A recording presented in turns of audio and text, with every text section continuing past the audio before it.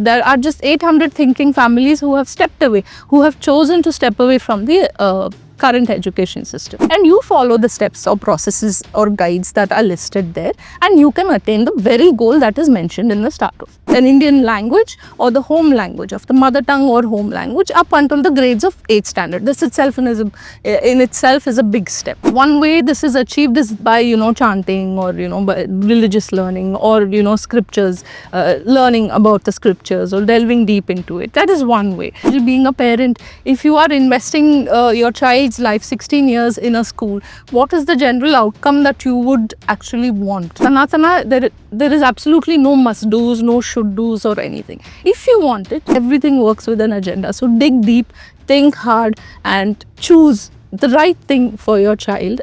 नमस्कार, भारत माता की जय।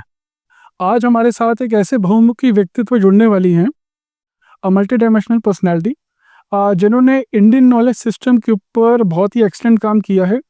और हम सबके मन में एक जिज्ञासा थी कि हम इंडियन नॉलेज सिस्टम को टच करें, क्योंकि आदरणीय प्रधानमंत्री जी का एक कोर ऑब्जेक्टिव रहा है कि जो हमारी जितनी भी भारतीय संस्कृति है उसको हमें जानना चाहिए, हमें वो गुलामी की मानसिकता से बाहर निकलना चाहिए। जो ब्रिटिश मैकॉले एजुकेशन सिस्टम है, सो कॉल्ड एजुकेशन सिस्टम ने हमारे मन को, हमारे जीवन को ग्रसित कर लिया था। उस मानसिकता से बाहर निकलने के लिए हमें ये जानना ज़रूरी है कि इंडियन नॉलेज सिस्टम एग्जैक्टली था क्या, अभी उसका प्रैक्टिकल एप्लीबिलिटी क्या है, और what is his vision.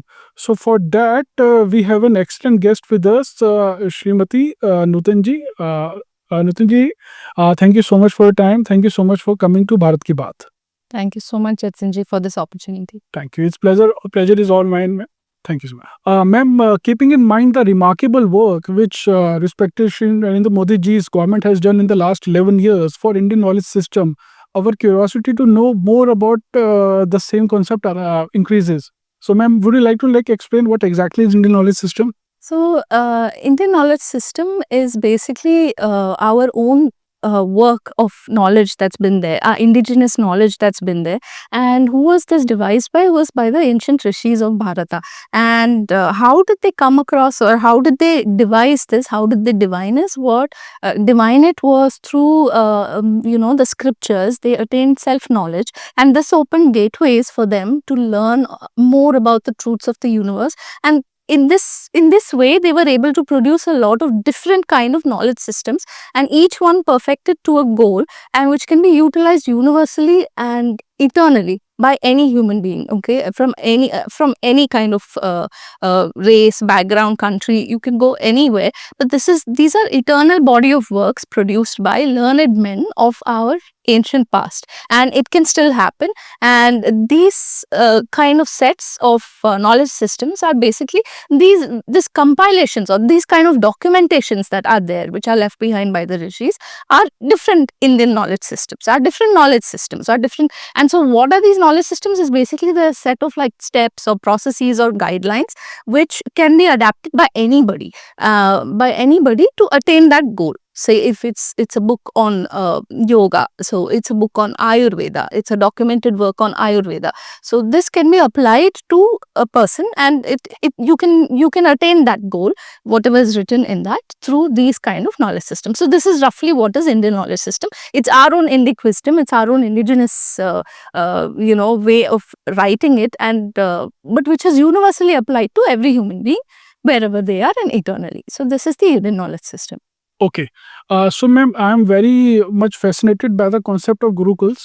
And so, wanted to know, during the ancient times, students who wanted a knowledge seeker who wanted to acquire knowledge from his gurus, the spiritual masters, the flow of knowledge from the master to the students, how was it different during the Gurukul time, and if you compare to the modern education system? To the modern education system. The modern education system is schooling. It is not a Gurukulam. What happens at a Gurukulam is very different. So what happens at a Gurukulam, I mean, and this has been consistent from time immemorial to till today, and it will be the same, because the underlying factor in all Gurukulams, or the common factor that has been running from ancient past till today, is first self-knowledge. This is what is taught in every Gurukulam. And but the curriculum in a Gurukulam is always dynamic. It changes with the times. That is not a constant. Like if you see, there was a study in The Beautiful Tree by Dharampal ji, in the book that he wrote. It has been documented. I think this is from the 1830s. It has been documented that one of the subjects taught in the Gurukulams at that time was Ramayana.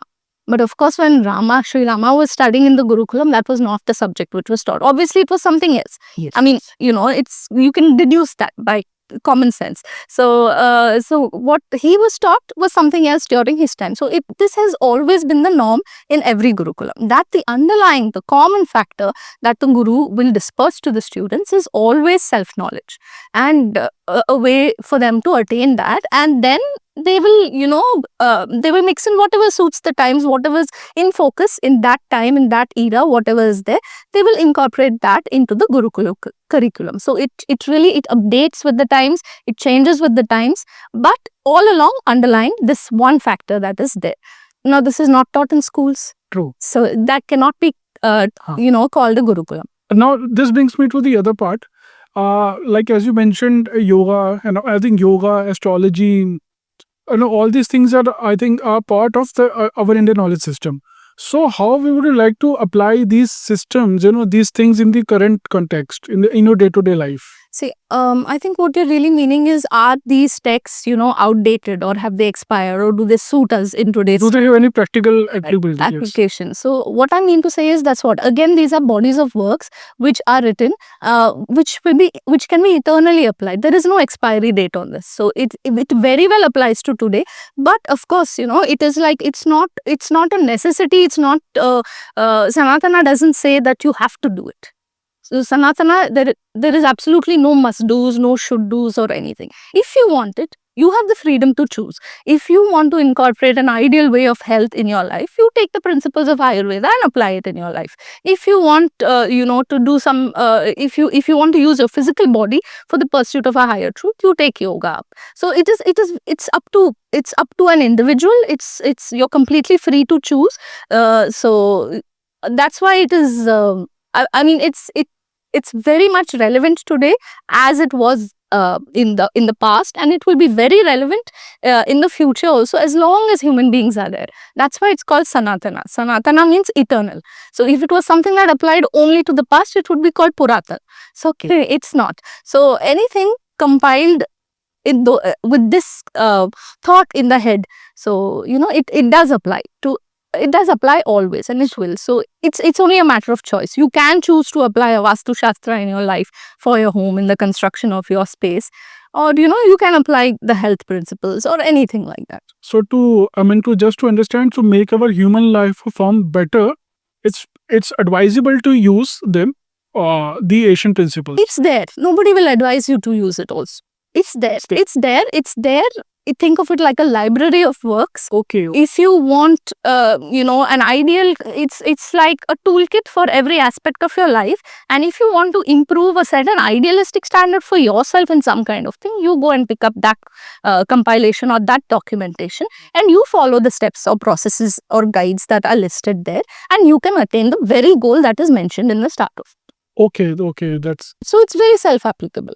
Now, ma'am, if we dive more deeper into this amazing concept, so I would like to know, what are the philosophies like Dvait, Advait, Vishvadet, or how are these philosophies applicable for today's use? Like how they can apply that in their day-to-day life, as well as some sutras, some learning, some teachings from Srimad Bhagavata or some yoga sutras, how they can apply in their day-to-day life, like doing their daily activities, how they can apply them. This question perhaps should go to a learned master who will be more nuanced in responding, so that when you give little takeaways from these big great works that exist, it should be very nuanced to be able to apply to everybody who's hearing it.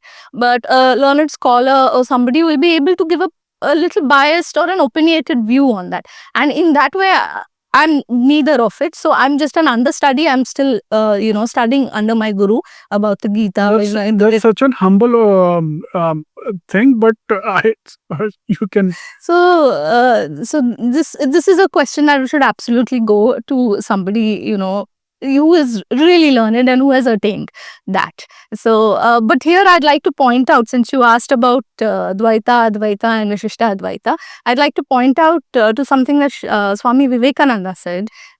He put it very beautifully, and I really loved the way he put it. He put it as, these three schools of thought are nothing but consecutive steps in spiritual progression for a person. So it is first, a person on a spiritual path will feel Dvaita, he will feel dualism, and then as he achieves a higher state, he will move to Vishishta Advaita, partial non-dualism. Okay. And then finally he will say, I am one with the universe. That is Advaita Vedanta. So this brings me to just came to my mind the beautiful story of Adi Shankaracharya ji on the ghats of Banaras when he met Chandala, Mahadev himself. That's. Yes, exactly. So, ma'am, coming to the application part, like what are the benefits and as well as the challenges of implementing Indian knowledge system in the current education system? So, the government, when it came out with the National Education Policy in 2020, did something very good. I mean, it has its best interests for Indian knowledge systems, and it encourages the revival of it in complete, regards for the works of the past. And it encourages academic institutions and universities to set up departments for IKS, and it plans to train, teachers in this Indian methodology system or the pedagogy that is involved, and it has incorporated some aspects from different texts, and also the government has also encourages the use of an Indian language or the home language, of the mother tongue or home language, up until the grades of 8th standard. This itself in itself is a big step. It's a big step by using a home language. So that is really appreciable, but the implementation of it, again is, I don't know, I see many challenges there. In my opinion, the biggest challenge would be the training of the teachers itself. So, it's a huge task in itself. It will take time. Also to set narrative straight, the moment we talk about Indian knowledge system, there is a certain bias that everybody has. They tend to think that, it's unrealistic or unscientific or something, ancient, and it's a relic, it's not applicable. So, so even the receivers, even the parents will tend to think like that, and even the teachers who will undergo the training. So once you come with that kind of mental block or a mental state, it becomes really difficult. So that is one. And then the inertia of the bureaucracy in itself, to take things to move, and it was already given out in 2020, but it's 2025, and how much of it has been implemented really. So it's going to take time. And also, Indian knowledge system is not like it can be standardized. It can be standardized, but how much of it, to go into the in-depth knowledge of it, that requires a lot of involvement on the teacher's side. So is everyone willing to do that? So that is also another great challenge that I see, in my opinion. If we talk about the educational prospects, the career prospects, a youth, who is in his teenage, maybe after 12th or after his graduation, he is looking for some career opportunities in Indian knowledge system. So what, what are the career opportunities?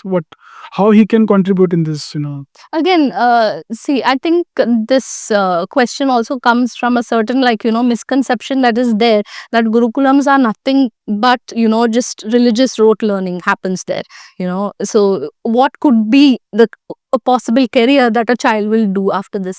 So I'd like to set that misconception straight. It is not just about learning of scriptures or religious learning that happens in a Gurukulam. It is, like I mentioned earlier, it is the underlying factor is self-knowledge.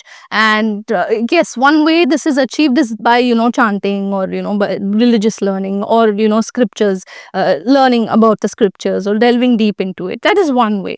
But every Gurukulam can do it in a different way, appropriate for their parampara or appropriated by, the Guru who leads that Gurukulam. So, but along with that, that is the underlying fact. That's the base. That's the foundational work that is set in the Gurukulam. It always incorporates what is, at present, which is very relevant for today.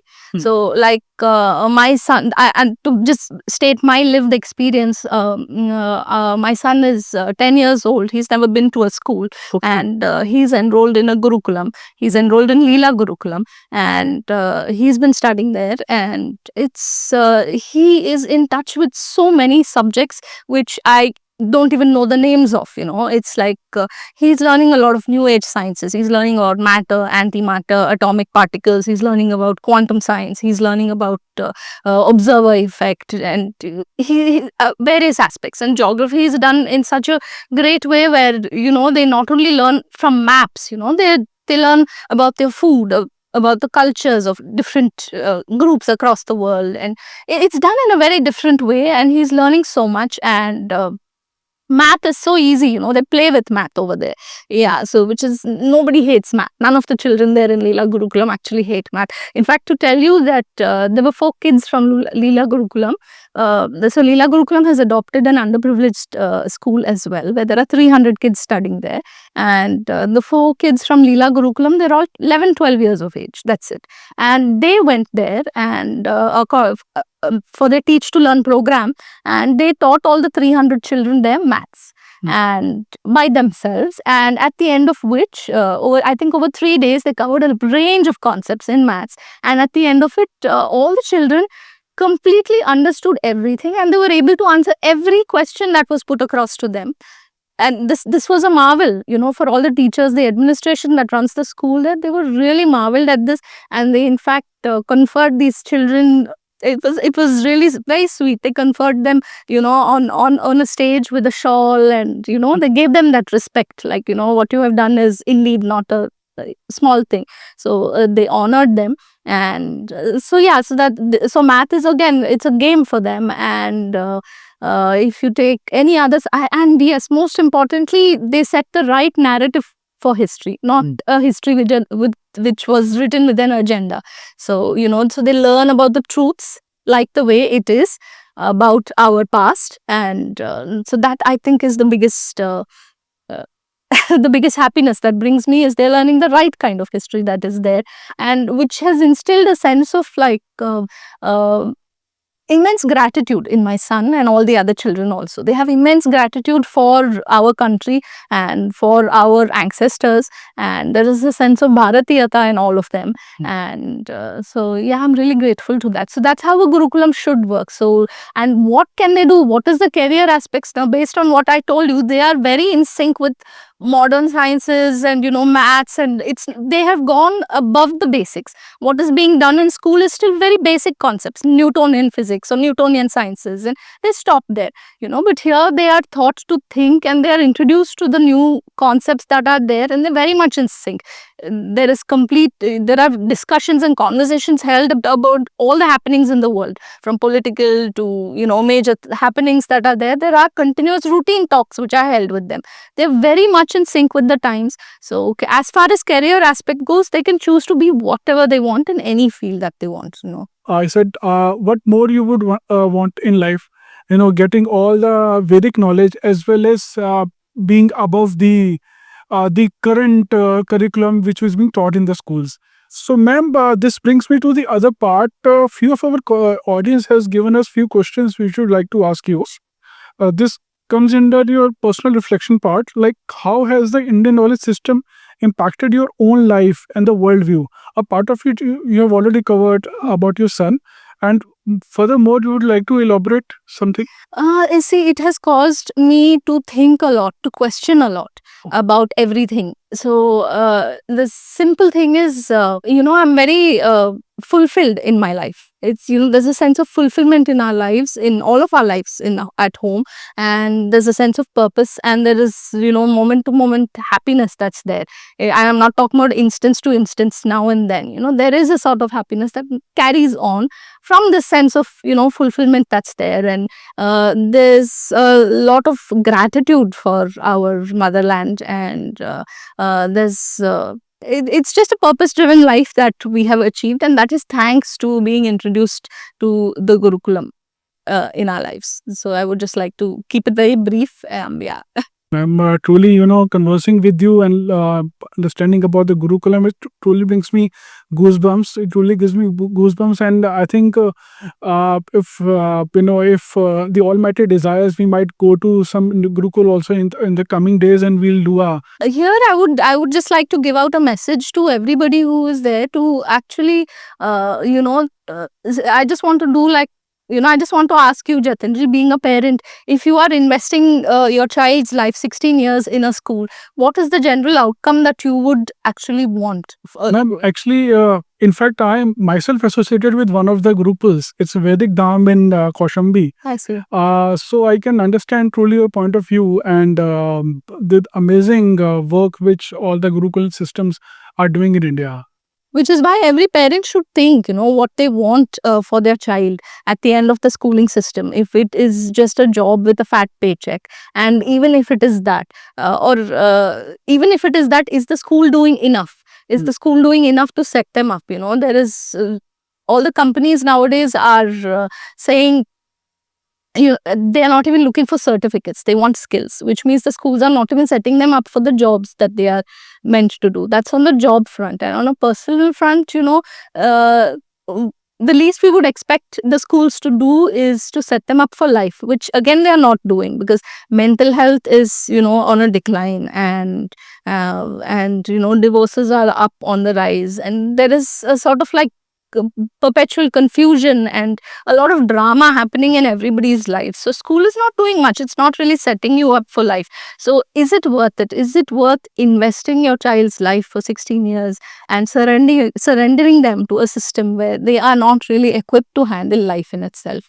What I would want everybody to think about. True, ma'am. I think after listening to our conversation, your point of view, I think most of the parents would be forced to look at the other side. In fact, I would say the brighter side. Yeah, absolutely. If there is one aspect of Indian knowledge system you wish every Indian child could learn, what could that be? I would have to say know yourself is the one takeaway that they should have from the Gurukulam system.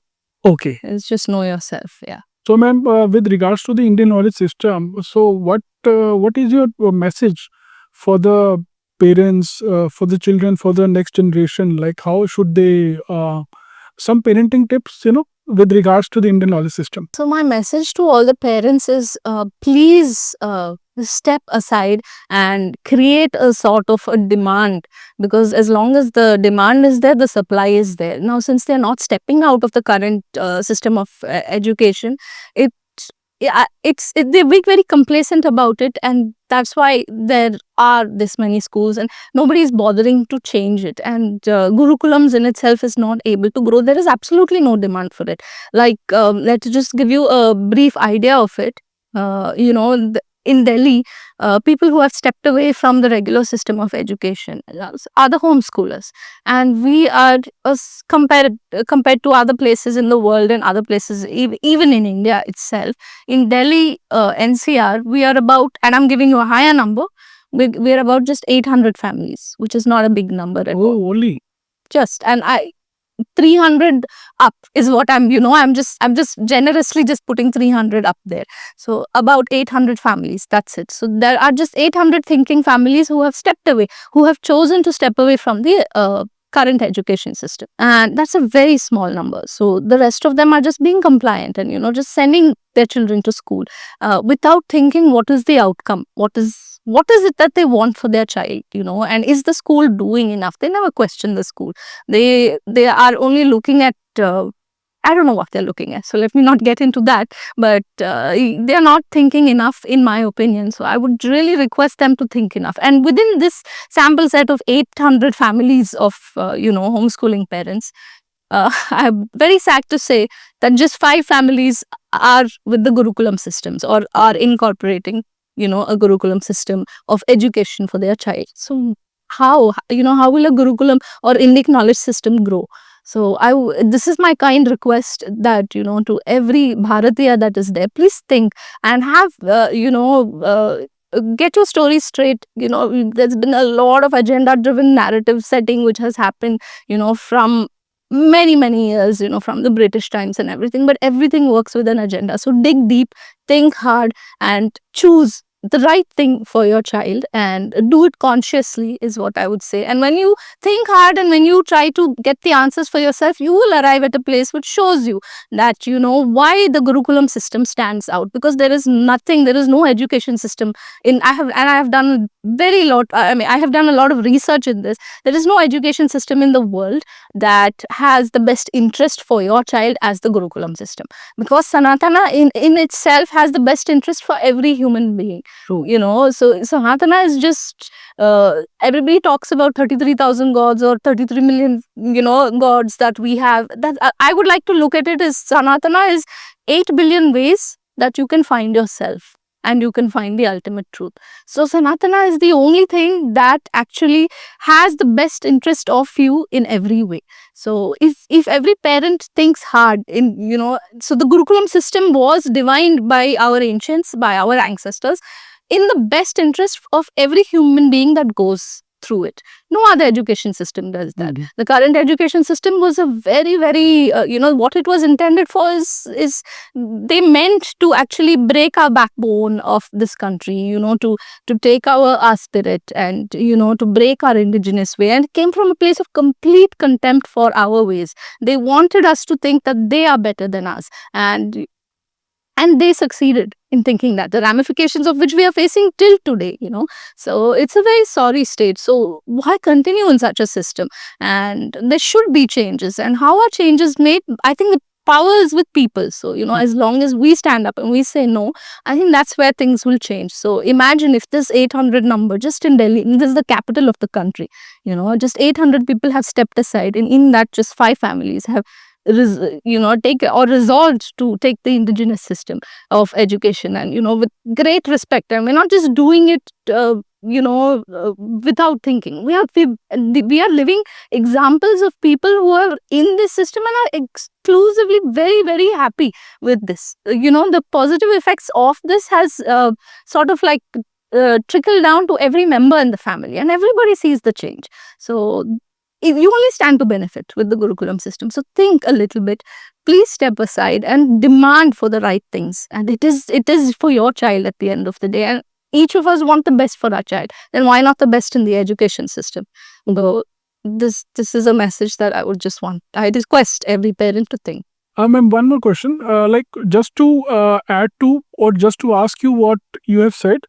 So combining this, what is your vision for Bharata with regards to the Indian knowledge system? Like, how do you want to see the Indian knowledge system getting spread in Bharata? So my vision for Bharata is a Gurukulam in every home, and to have a Gurukulam accessible by every home, within its reach, somewhere where the children can go.